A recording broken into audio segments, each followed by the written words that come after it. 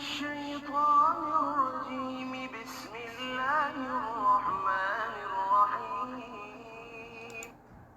اور امید کرتا ہوں کہ تمام دوست احباب خیر و عافیت کے ساتھ ہوں گے۔ جیسا کہ آپ حضرات کے علم میں ہے کہ ہم غیر معتبر روایات کا فنی اور علمی جائزہ کے عنوان سے ایک مختصر سی ویڈیو کی سیریز چلا رہے ہیں، جس سے ہمارا مقصد یہ ہے کہ ہم جناب رسول اللہ صلی اللہ علیہ وسلم کی احادیث کا دفاع کیا جائے، ہماری عوام میں یہ شعور پیدا کیا جائے کہ جو روایات ہم اپنی مجلسوں میں اپنی گفتگو میں بیان کر رہے ہیں، کیا یہ روایت درست بھی ہے یا نہیں ہے۔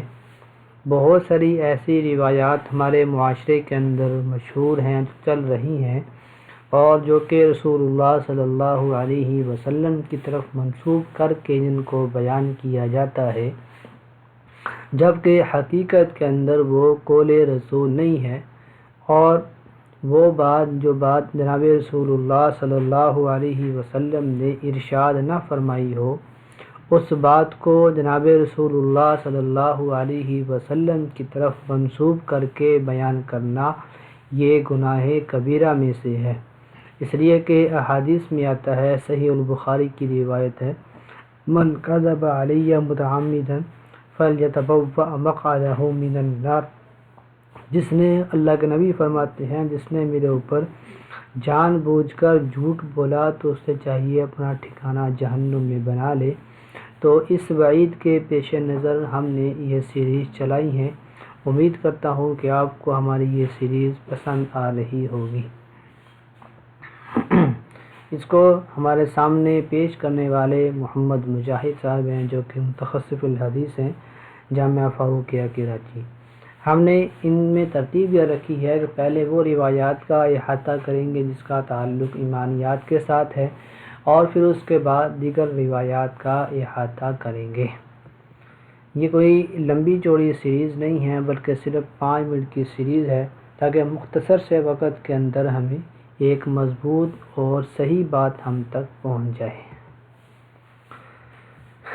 آج کی 10ویں روایت ہے۔ آج کا عنوان ہے کہ دل اللہ کا گھر ہے۔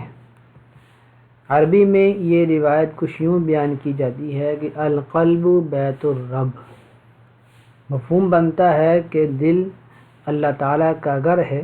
یہ روایت سند کے ساتھ ہمیں کہیں سے نہیں ملی، البتہ اس پر کلام مجھے ملتا ہے۔ علامہ زرکشی رحمۃ اللہ علیہ فرماتے ہیں، لیس ھذا من کلام النبی صلی اللہ علیہ وسلم، کہ پیغمبر صلی اللہ علیہ وسلم کا کلام نہیں ہے۔ حافظ سخاوی رحمۃ اللہ علیہ فرماتے ہیں کہ لیس لہ اصل فی المرفوع، کہ مرفوعات میں اس کی کوئی اصل نہیں ہے، اور مرفوع کی نفی کرنے کی مطلب یہی ہے کہ یہ قول رسول نہیں ہے، اس لیے کہ قول رسول کو حدیث مرفوع کہتے ہیں۔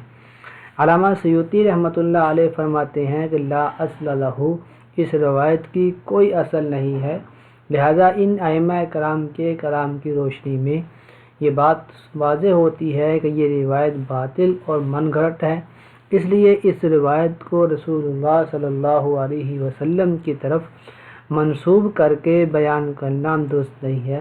اللہ تعالیٰ مجھے اور آپ کو دین کی صحیح سمجھ عطا فرمائے۔ السلام علیکم۔